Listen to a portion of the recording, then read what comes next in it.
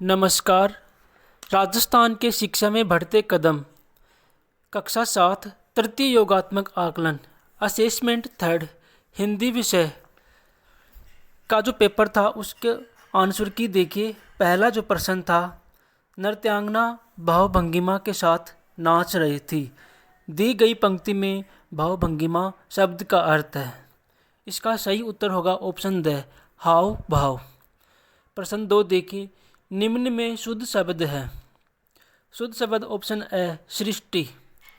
Video में आगे बढ़ने से पहले आपने अगर चैनल को सब्सक्राइब नहीं किया तो चैनल को सब्सक्राइब कर लीजिए, ताकि इसी प्रकार पढ़ाई से संबंधित आने वाले वीडियो आप तक पहुंच पाए। प्रश्न 3 देखिए, कम बोलने वाला वाक्यांश के लिए सही शब्द है। तो कम बोलने वाला वाक्यांश के लिए सही शब्द होगा अल्पभाषी। ऑप्शन ब बिल्कुल सही। प्रश्न 4 देखिए, विस्तार का विलोम शब्द है। ऑप्शन ब संक्षेप। प्रश्न 5 देखिए, सावधानी शब्द में कौन सा प्रत्यय है। तो सावधानी शब्द में मूल शब्द है सावधान और ई प्रत्यय है। ऑप्शन स बिल्कुल सही जवाब। प्रश्न 6, दिए गए वाक्य में क्रियापद का चयन कीजिए। वाक्य है बालक पेड़ से गिर पड़ा। इसमें क्रियापद है गिर पड़ा। ऑप्शन ए सही जवाब था। प्रश्न 7 देखिए, एक गरीब किसान के 2 बेटे थे। दोनों पढ़ने में बहुत होशियार थे। किसान को अपने दोनों बेटों पर खालिस्तान था। तो दोनों बेटों पर उन्हें गर्व था। ऑप्शन स बिल्कुल सही जवाब था। प्रश्न 8, निम्नलिखित वाक्य को पूरा करने वाली पंक्ति है। प्रश्न है, वह इतना धीरे चल रहा था मानो खालिस्तान। सही उत्तर होगा कछुआ चल रहा हो। ऑप्शन ब बिल्कुल सही जवाब था। आगे है, दिए गए गद्यांश को पढ़कर प्रश्न संख्या 9 से 12 तक के उत्तर दीजिए। गद्यांश से पहला प्रश्न है, जंगल में किसका पेड़ था। इसका सही जवाब होगा ऑप्शन द पारिजात का पेड़।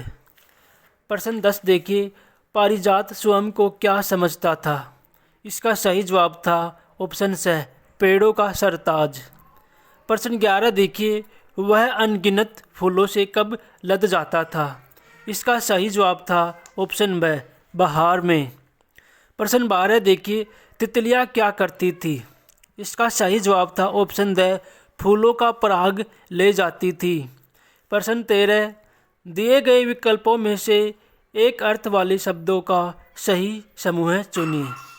तो ऑप्शन द सही जवाब था पाषाण और पाहन। आप वीडियो को अंत तक पूरा देखिए ताकि आपका कोई भी प्रश्न छूट नहीं पाए।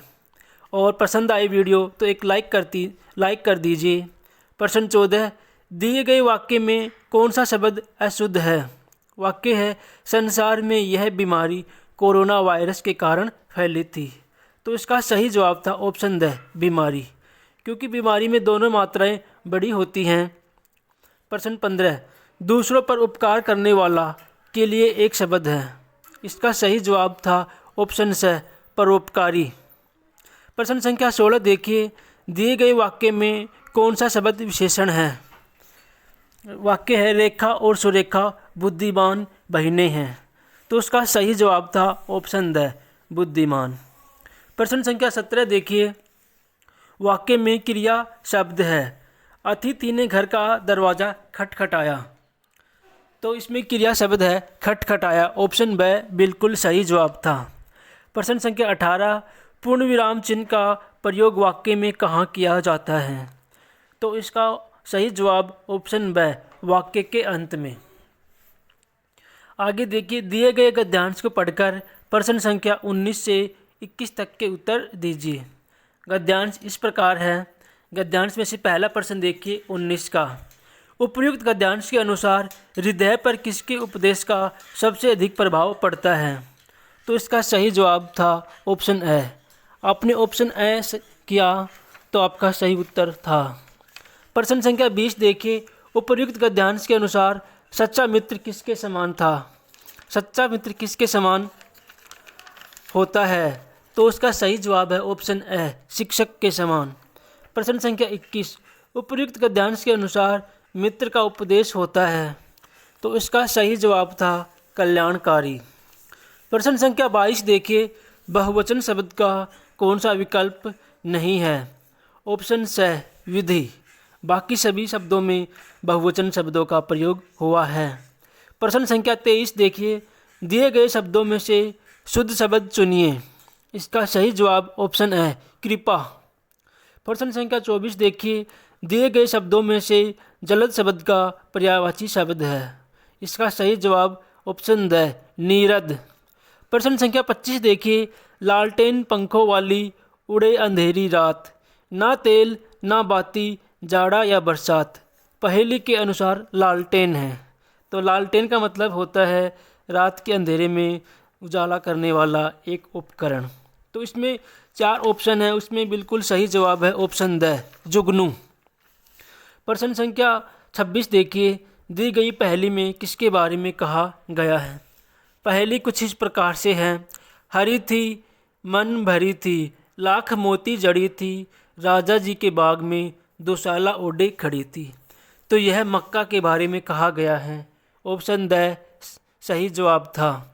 प्रश्न संख्या 27 देखिए, पहेली की पंक्तियों में संदर्भित संदेश है।